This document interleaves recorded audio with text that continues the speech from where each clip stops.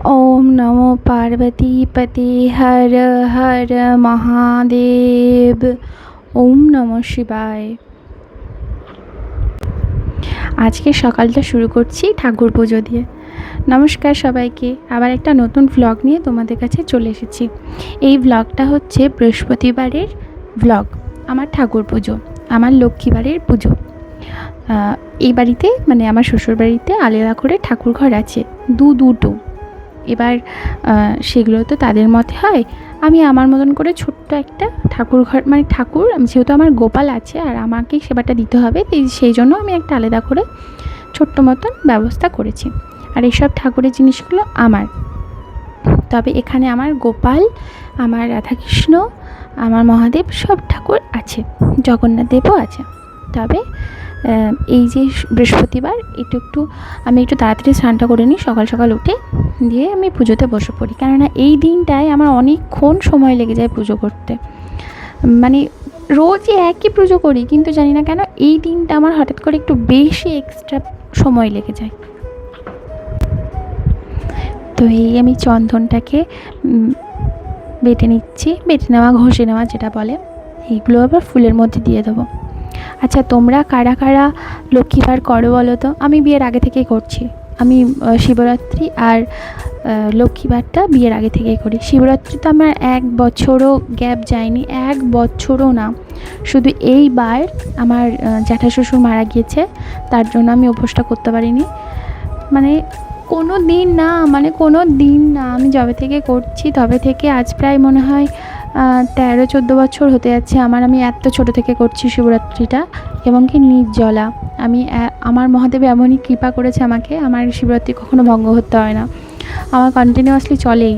আমার হয় কোনো কিছু থাকে না, এমনকি শারীরিক কোনো প্রবলেম থাকলেও না, ঠিক শিবরাত্রি কাটিয়ে ওঠার পর আমার কোনো কিছু হয়।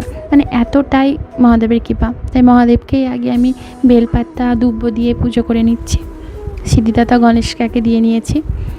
হ্যাঁ, তো এই আমার ঠাকুর পুজো কি তোমাদের খুব ভালো লাগে? একটু বলবে প্লিজ কমেন্ট করে। আর এই যে ফুল, বেলপাতা, এতগুলো ফুল দেখলে এক ঝুড়ি ফুল, এগুলো একটাও আমার গাছের নয়। কেননা আমি যে গাছগুলোকে লাগিয়েছি সে গাছের ফুল আমি একটাও পাই না, তাই জন্য আমাকে কিনেই নিয়ে আসতে হয়। তারপরে এখানে এইটা হচ্ছে আমার মা লক্ষ্মীর ঘর, যেটা আমি পেতেছি। তো কি বলছিলাম, ফুলের কথা। আমি এত সারি সারি ফুলের গাছ লাগিয়েছি এবং তোমাদেরকে আমি ফুল দেখাই রীতিমতন, কিন্তু ফুল তোলার সময় আমি একটাও ফুল পাই না, তাই ছেড়েই দিয়েছি। আমার আরও বলে বা ভেবে লাভ নেই, চলো যে নিচ্ছে। আমি ওই 10 টাকা 20 টাকা দিয়ে আমাদের বাজার, মানে আমাদের বাড়ি থেকে একটুখানি গেলেই বাজার, ওই তো গলি গিয়ে, তো ওখানে গিয়ে আমি ওই 10 টাকা 20 টাকার ফুল নিয়ে আসি। আমার আজকের ফুলটা আমার হাজব্যান্ড এনে দিয়েছে, তো ওই ফুলটা নিয়ে আমি পুজো করছি। কীরকম লাগে বলো তো, নিজে গাছ লাগিয়েছো আর সেখানে তোমার ফুল পাচ্ছ না তুমি?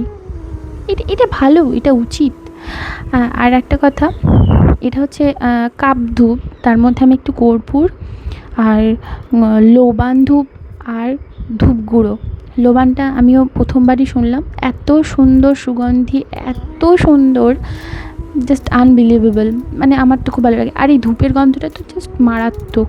আমি ছোবা দিয়ে আগে ধূপ দিতাম, বাট এ বাড়িতে কে কোথায় এনে দেবে কি না, আমি দিয়ে কাপ ধূপটাই দেওয়ার চেষ্টা করি, দিই। আর একটা পাওয়া যায় কোন ধূপ, সেটাও আমি দেওয়ার চেষ্টা করি বা দিই। তারপরে দেখো আমি ধূপ দিয়ে নিলাম।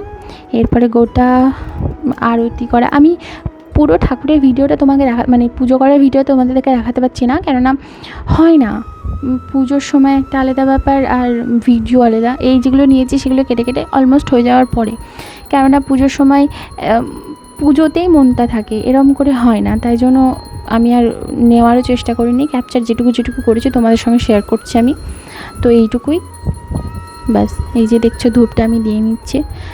আর বৃহস্পতিবারের দিনকে ঘরটার জাস্ট মনে হয় মন্দির, এত সুন্দর সুগন্ধি, এত ভালো লাগে।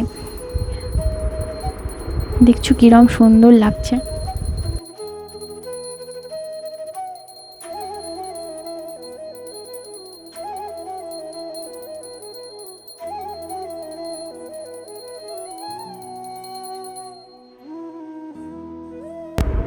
এরপর আমি একটু লক্ষ্মীর পাঁচালিটা পড়ে নেব।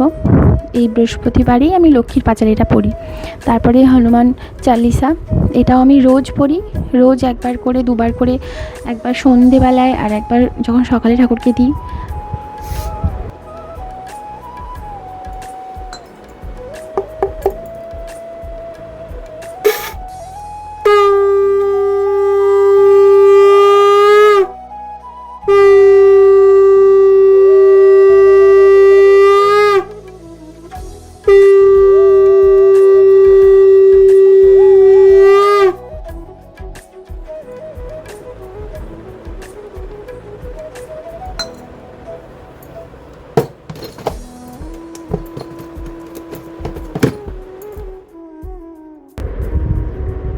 তো কমপ্লিট আমার ঠাকুরকে দেওয়া আমার হয়ে গেছে, ধূপ দেখানো হয়ে গেছে।